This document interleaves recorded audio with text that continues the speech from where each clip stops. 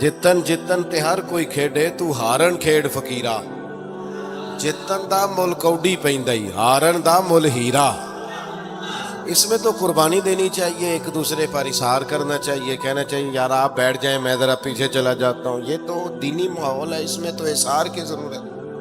बहरहाल आमदाम बरसरे मतलब हमारे यहाँ लोग समझते हैं कि इखलाक की बात की जाए तो शायद ये बड़ा आम सा सादा सा कोई उन्वान है। हालांकि याद रखिएगा नबी पाक अलैहिस्सलाम ने फरमाया है मैं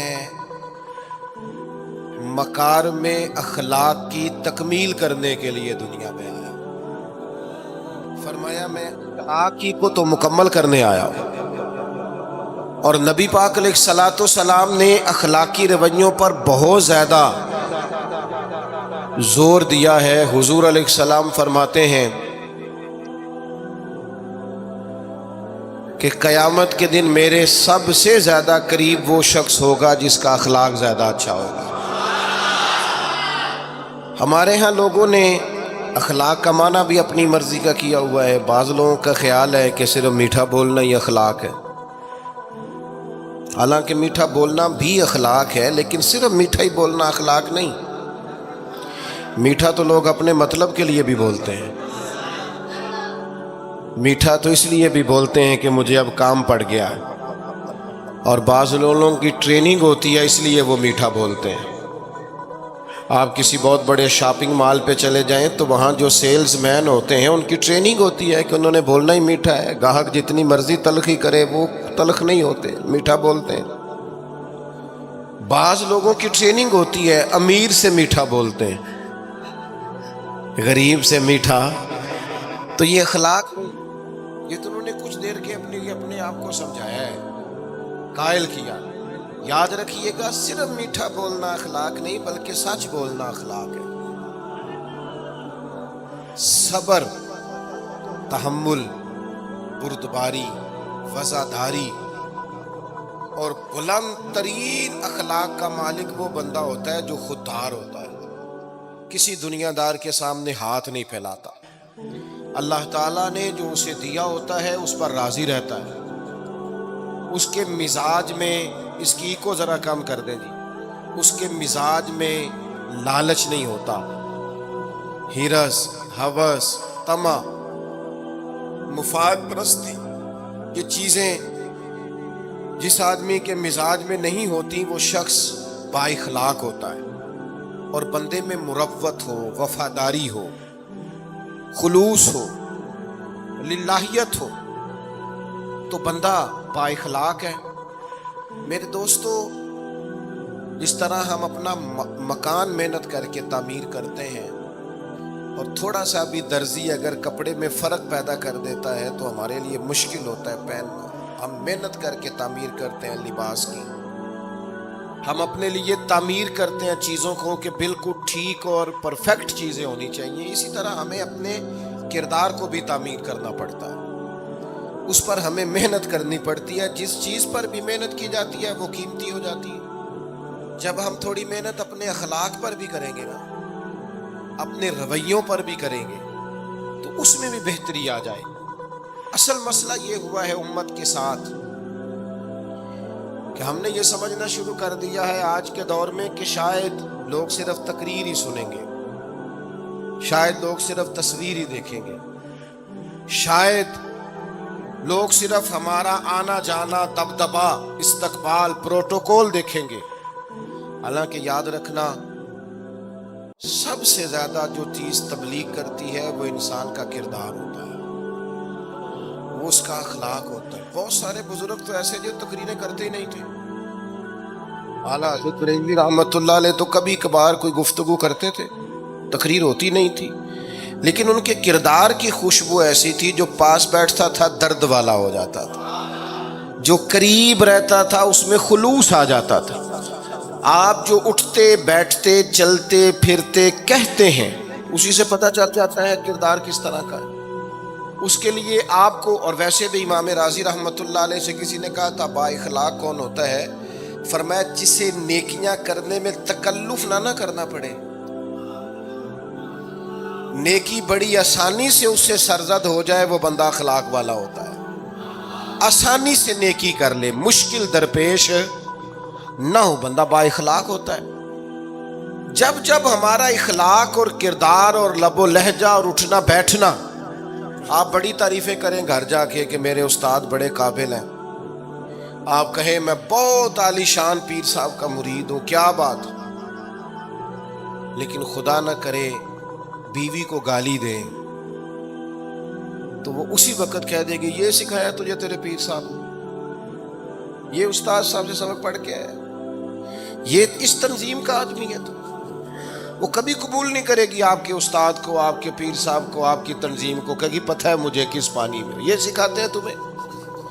जब तक इखलाकी रवैया बदल नहीं जाता, आप कहें मैं बड़ी महफिल कराता हूँ, मैं बहुत बड़ा आदमी हूँ और मैं बड़े दीनी काम करता हूँ और मैं अपने ऊपर लेबल रखता हूँ, लेकिन आपका दोस्तों के साथ उठने बैठने में हलाल हराम की तमीज़ में ही कोई ख्याल ना हो तो कोई नहीं मानेगा आपकी बात।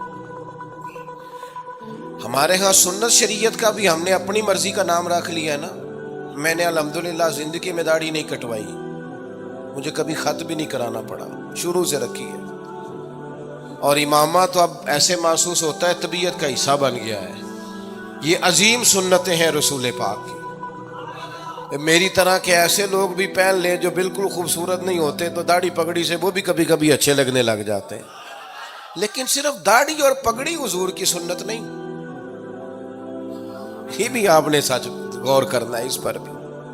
सिर्फ दीन का लिबास पहनना ही हुजूर का तरीका नहीं। इखलाक और किरदार को समझें। हुजूर की जो सुन्नत सबसे पहले लोगों में मारूफ हुई थी, जिससे तारुफ हुआ था, वो तो सादक और अमीन होना है।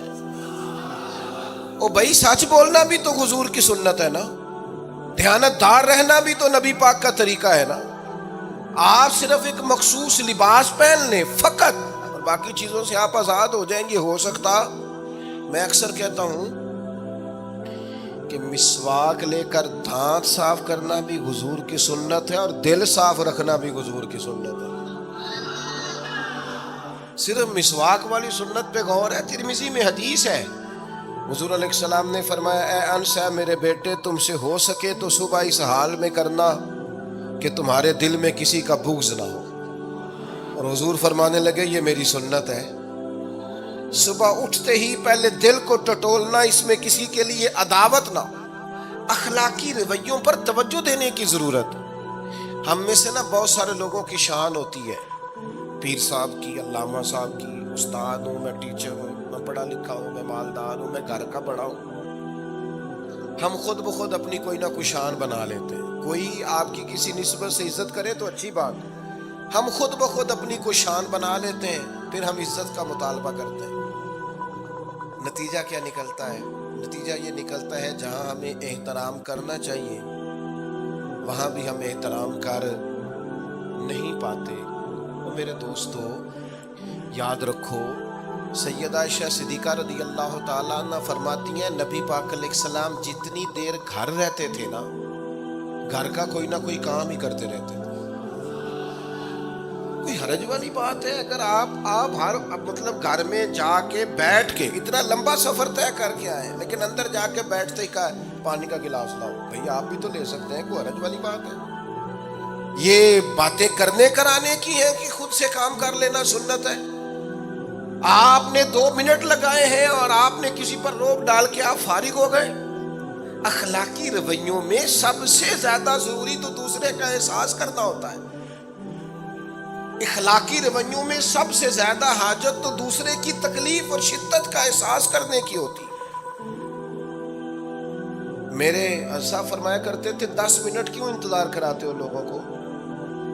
तुमने मिंबर पे कहा था मैं 2:15 बजे जमात कराऊंगा, 2:16 कैसे हुए? तुम्हें इसका पास होना चाहिए था, तुम्हें ख्याल होना चाहिए था किसी शख्स को किसी वजह से कोई तकलीफ, कोई किसी अज़ियत का शिकार क्यों हो, कोई परेशान। मैं अब तो अल्हम्दुलिल्लाह इतनी बड़ी तादाद में आ गए कि जगह आपके लिए मुश्किल हो गई, वरना शुरू में जब मैं महफिल का टाइम देता था तो मैं वक्त पे चला जाता था।